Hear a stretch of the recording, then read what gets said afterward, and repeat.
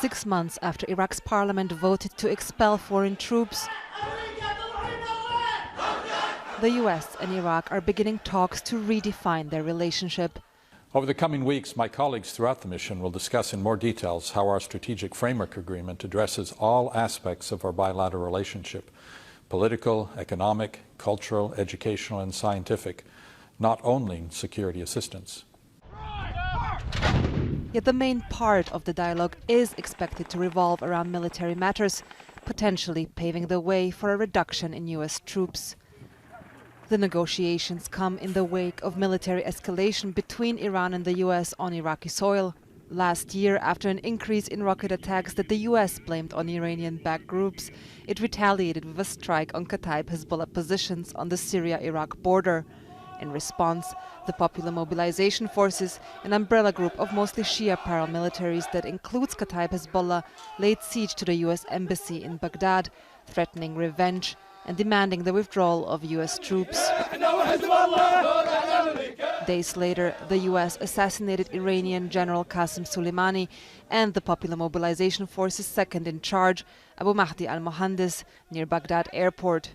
A second round of attacks in March killed a civilian, 5 Iraqi security forces and 3 coalition personnel, accelerating previously planned withdrawals of US troops from 5 bases.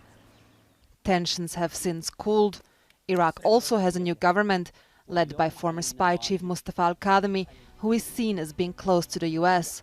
The Prime Minister's advisor says the government wants a balanced relationship and also appears to favor a reduction in American military presence.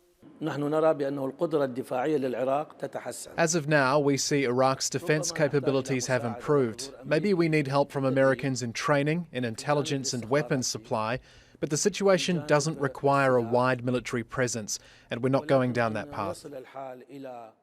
The US has its own conditions going into the dialogue.